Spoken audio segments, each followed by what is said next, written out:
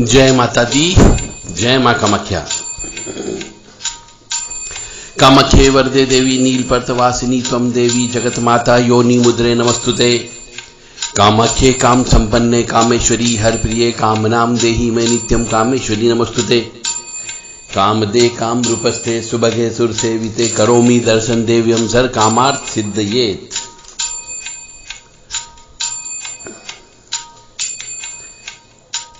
देव Radha trust की तरफ से सत्यवाणी की प्रस्तुति।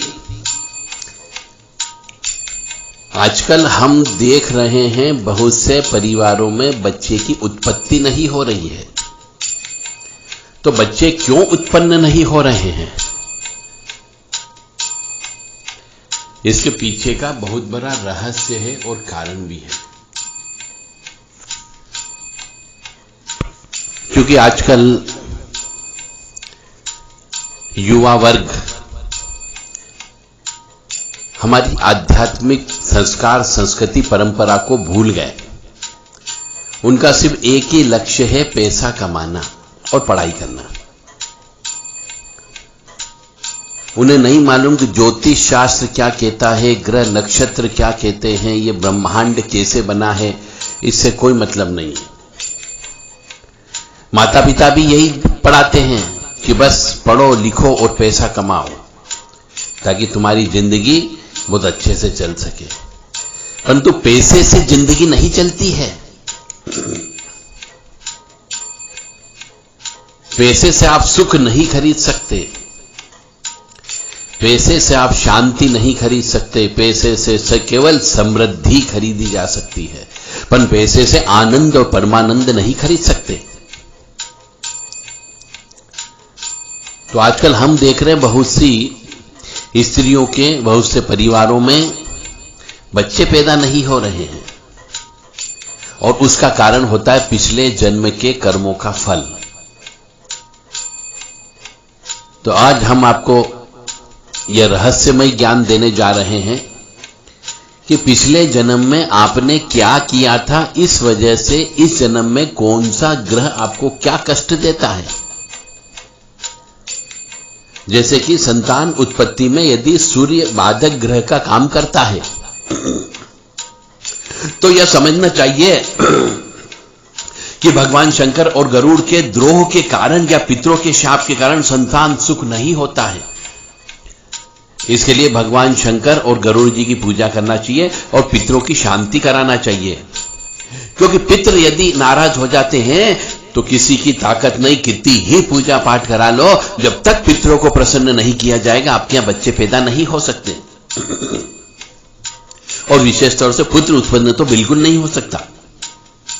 इसके लिए कहा गया है कि सूर्य का व्रत करना चाहिए और संतानहीन मनुष्यों को रोजाना सूर्य उदय के पहले उठ करके सूर्य को अर्घ्य देना चाहिए।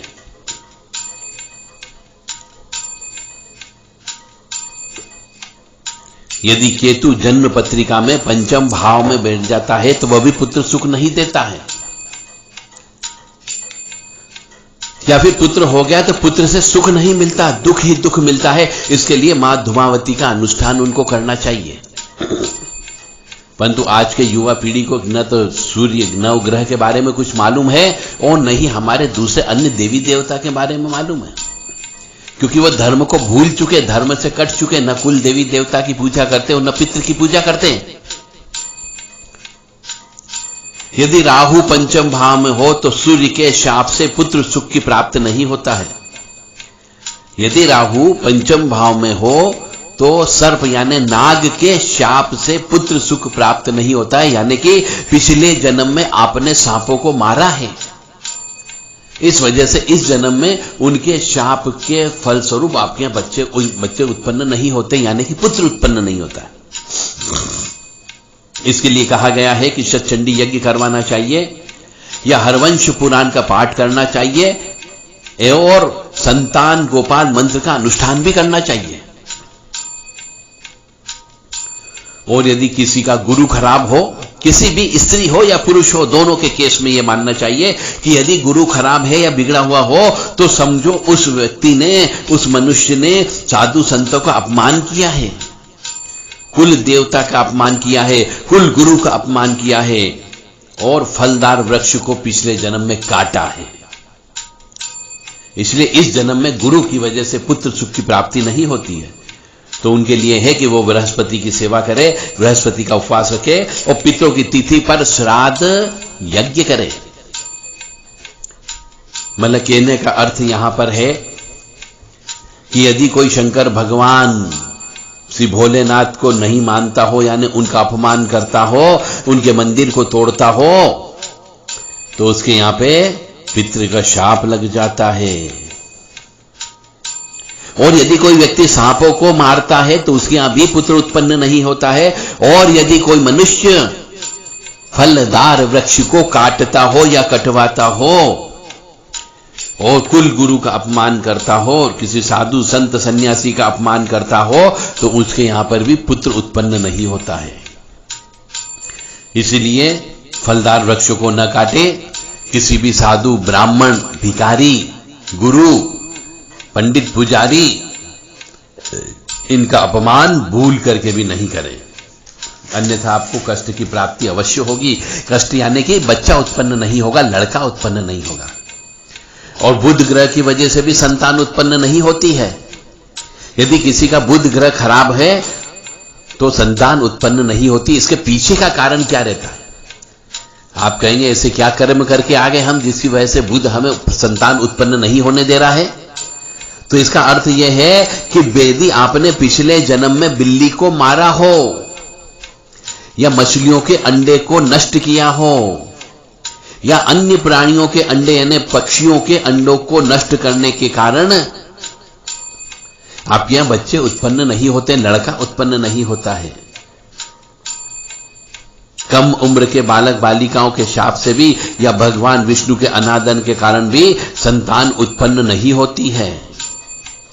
और यदि ये सब कारण आपने किए हैं तो मान के चले बुध ग्रह का दोष आपको लग जाएगा।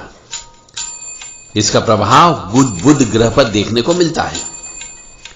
यह भी पिछले जन्म के कर्मों का फल होता है। इसके लिए यदि भगवान की पूजा अर्चना की जाए यानी गणपति की पूजा की जाए।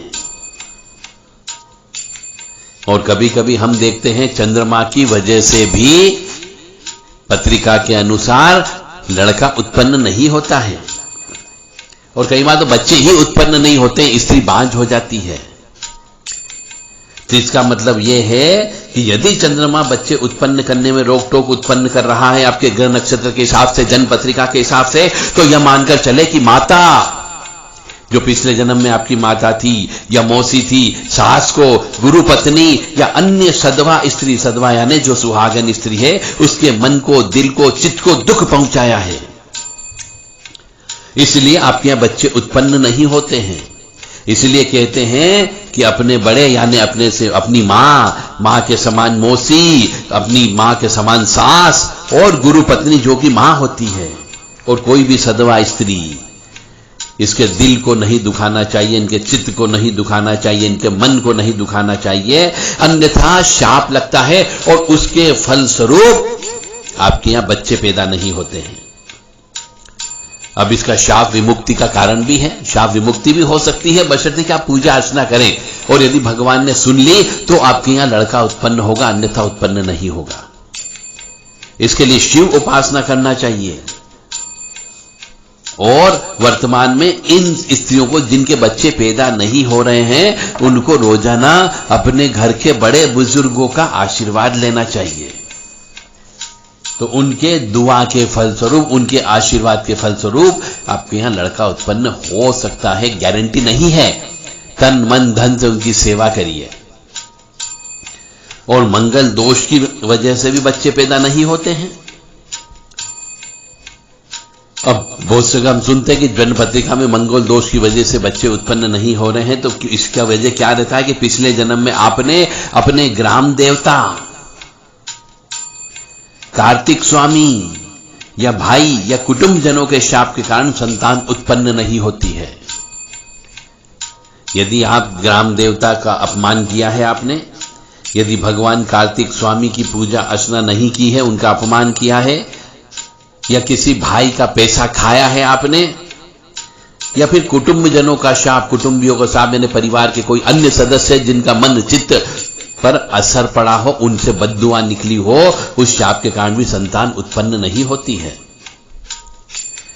इसके लिए आपको प्रदोष का व्रत करना चाहिए, संतान गोपाल स्तोत्र का पाठ करना चाहिए, पुत्रदा एकादशी का व्रत रखना चाहिए, नाग पंचमी की पूजा का व्रत करना चाहिए, हरिवंश पुराण की कथा का विधि पूर्वक श्रवण करना चाहिए, और अश्विन कृष्ण अष्टमी को जीवित पुत्र का नाम का एक व्रत होता है, उसको व्रत करके कथा सुननी चाहिए, और शनि प्रदोष व्रत करना चाहिए। अब आज के जमाने की युवा पीढ़ी न तो अमावस्या को जानती है और न पूर्णिमा को जानती है। वो तो पूर्ण रूप से इंग्लिश में, वेस्टर्न कल्चर में हो गई है। उसे हमारे हिंदू धर्म के महीनों का नाम मालूम नहीं है कि कौन सा महीना कब आएगा, कौन सी तिथि कब आएगी, क्या होता है, ग्रह क्या होता है, नक्षत्र। तो ये मान करके चले, उनने यदि इन चीज का पालन नहीं किया और नहीं ज्ञान लिया तो उनके यहां बच्चे पैदा नहीं होंगे, वो निर्वंशी ही रह जाएंगे, जिससे उनकी आत्मा मरने के बाद में परेशान रहेगी। क्योंकि जो मनुष्य निर्वंशी रहता है उसकी आत्मा कई दिनों तक भटकती है। यह हमारा शास्त्र कहता है, मानो या न मानो, यह पूर्णतः सत्य है। और राहु की वजह से भी पुत्र सुख नहीं मिलता। इसका अर्थ है कि सर्प के शाप से पुत्र का नाश होता है। तो इस प्रकार से ये 9 ग्रह जो होते हैं, ये इंडिकेशन देते हैं कि आपने पिछले जन्म में क्या पाप कर्म करके आए, क्या पुण्य कर्म करके आया, किसका शाप लेकर के आए, किसकी बद्दुआ लेकर के आए हो। इसको बार बार सुनिएगा, नोट करिएगा, और जिनके यहां बच्चे नहीं हो रहे हो, यदि आपके जान पहचान में हो तो उनको अवश्य बताइए कि आप अपनी जन्म पत्रिका किसी एक्सपर्ट व्यक्ति से चेक करवा लें कि क्या पिछले जन्म के शाप की वजह से तो आपके यहां पे बच्चे उत्पन्न नहीं हो रहे हैं। बहुत से मनुष्य मैंने देखा है कि वो एक बच्ची होने के बाद में दूसरा लड़का चाहते हैं, परंतु उन्हें ज्ञान ही नहीं है इस चीज का कि लड़का कैसे उत्पन्न होगा, क्या पूजा पाठ करना चाहिए, और यदि ज्ञान में मिल गया तो उन्हें सही पूजा पाठ करने वाला मनुष्य नहीं मिलता है। इसलिए सही गाइडेंस मिलना अत्यंत आवश्यक है, सही दिशा निर्देश मिलना अत्यंत आवश्यक है। तो मेरा समस्त धर्मप्रेमी बंधुओं से यही निवेदन है कि यदि आपके परिवार में या आपके कुटुंब में या आपके मित्रजनों के सहयोगियों में किसी को भी यदि पुत्र उत्पन्न नहीं हो रहा हो या कोई भी बच्चा ही उत्पन्न नहीं हो रहा हो, तो अपनी जन्म पत्रिका, उनकी जन्म पत्रिका किसी अच्छे ज्योतिषाचार्य से दिखाएं और उसका निराकरण उनसे पूछें। निराकरण करने वाले अलग मनुष्य होते हैं और ज्योतिषी ज्ञान देने वाले अलग मनुष्य होते हैं। जय माता दी, जय मां कामाख्या। ओम भगरूपा जगन्माता षष्ठी स्त्रीलयन्विता दश विद्या स्वरूपात्मा यो निर्मा पातु सर्वदा कोणत्रय युक्ता देवी स्तुति निंदा विवर्जिता जगदानंद संभूता यो निर्मा पातु सर्वदा कात्री की कुंतल रूपम योन्योपरि सुशोभितम मुक्ति मुक्ति प्रदा योनि यो निर्मा पातु सर्वदा वीर्य रूपा शैलपुत्री मध्य स्थाने विराजिता ब्रह्मा विष्णु शिव श्रेष्ठा यो निर्मा पातु सर्वदा योनि मध्ये महाकाली छिद्र रूपा सुशोभना सुखदा मदनागारा यो निर्मा पातु सर्वदा कल्याणादि योगिनी देवी योनि कोणेषु संस्थिता मनोहरा दुःखलभ्या यो निर्मा पातु सर्वदा सदा शिवो मेरु रूपे योनि मध्ये वस्ते सदा केवल्यदा कामयुक्ता यो निर्मा पातु सर्वदा सर्वदेव स्तुता योनि सर्वदेव प्रपूजिता सर्वप्रसव करती तम यो निर्मा पातु सर्वदा सर्वतीर्थमयी योनि सर्वपाप प्रणाशिनी सर्वग्रहे स्थिता योनि यो निर्मा पातु सर्वदा मुक्तिदा धनदा देवी सुखदा कीर्तिदा तथा आयोगदा वीरता पंचतत्वयुता सदा योनि स्रोतम विदम प्रोक्तम य पठेत योनि सन्निधो शक्ति रूपा महादेवी तस्य गेहे सदा स्थिता। यह स्तुति जिनके बच्चे पैदा नहीं हो रहे हो, जिनको गुप्त रोग हो, वह मनुष्य इस स्तुति का रोजाना पाठ कर सकता है, उसके गुप्त रोग अवश्य ठीक हो सकते हैं। और बच्चे पैदा होने में यदि किसी प्रकार की कोई तकलीफ है तो इसका अनुष्ठान करें, निश्चित तौर से फायदा अवश्य होगा। जय मां कामाख्या। मां आपको दानशील, क्षमाशील, धनवान बनावे, सुख समृद्धि शांति दे, स्वस्थ निरोगी काया दे, ऐसी कामना हम माता रानी जगत जननी आद्य शक्ति भवानी आल्हादिनी शक्ति कष्ट निवारिणी दुख निवारिणी क्लेश नाशिनी सेवाइनी सर्व दुष्ट नाशिनी सर्व शत्रु घातिनी महिषासुर मर्दिनी चंडमुंड नाशिनी शुंभ निशुंभ मर्दिनी मधुकैट वहंती रक्त बीज विनाशिनी धूम्रलोचन सनहंत्री महामाया मां कामाख्या से करते हैं। जय माता दी, जय मां कामाख्या।